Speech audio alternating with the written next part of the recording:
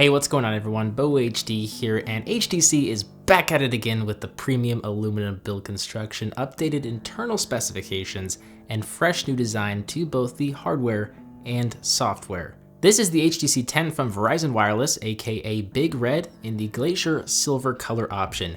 Previously, we unboxed the carbon gray variant for you all, but we usually tend to unbox flagship smartphones for you in two of the most attractive colors they come in, and in my opinion, it doesn't get much more attractive than the silver HTC 10.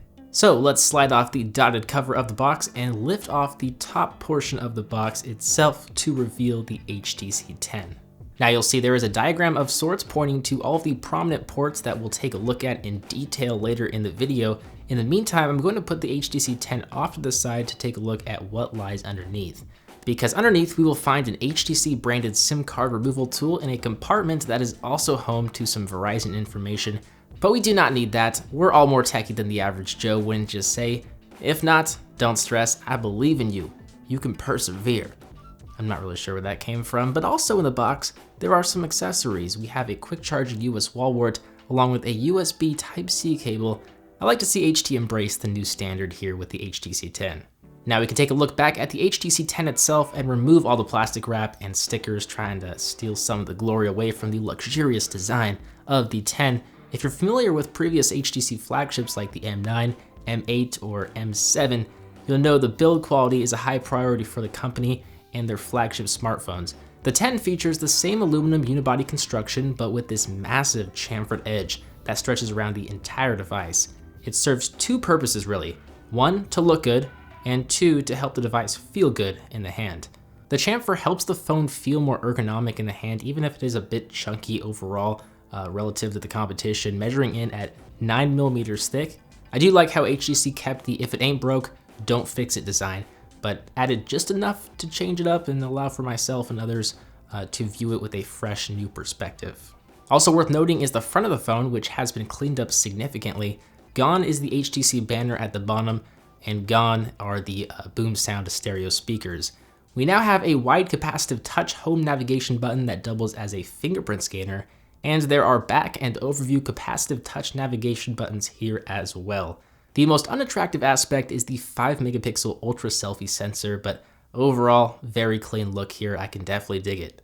For the display, we have a 5.2-inch QHD Super LCD 5 panel. Now, I've always been a fan of AMOLED panels just because I've always enjoyed the saturation and vivid colors, but this is a great display. It's very bright and colors actually appear exceptionally saturated and vibrant for an LCD panel. What's neat this time around is that HTC bumped up the resolution. So instead of a 1080p panel, we have a 1440p panel, and the difference is noticeable. So how about the software? The HTC 10 features an improved Sense UI that is more like stock Android than previous versions.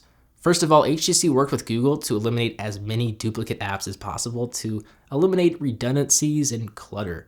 The notification panel and the settings drawer are almost identical to the layout found on a Nexus phone, that is to say stock Android.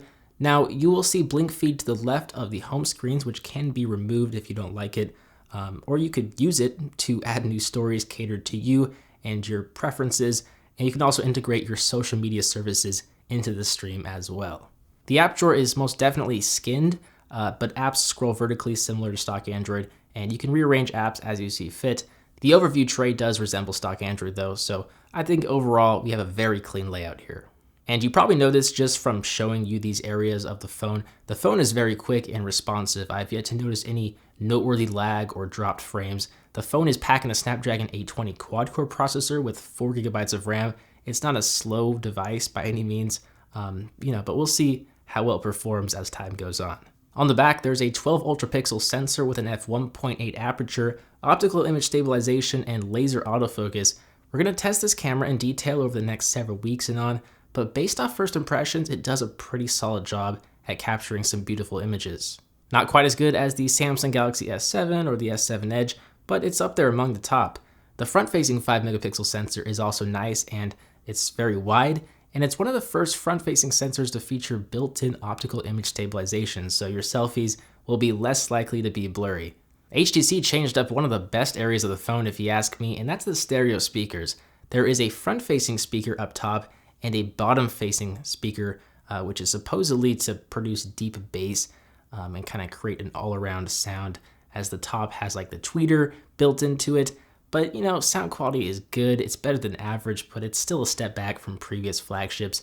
It's nothing like the BoomSound stereo speakers we found in previous HTC flagships, but this phone does, however, feature high-res audio and a 24-bit DAC headphone amplifier, so if you listen to music via headphones, music should sound great via the HTC 10. Battery life is always a big concern. It's packing a 3000 mAh non-removable battery that HTC says can last up to 2 days per charge. I'm definitely skeptical of that claim, but I'll let you know how it does. Go ahead and follow me on Twitter at BoHD. But this is the HTC 10. We'll continue to let you know how the device performs as we continue to spend more time with it.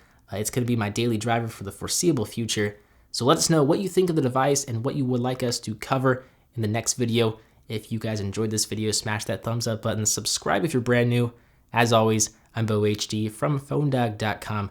I hope you enjoyed this video. Thank you for watching, and I will see you right back here in the next one. See ya.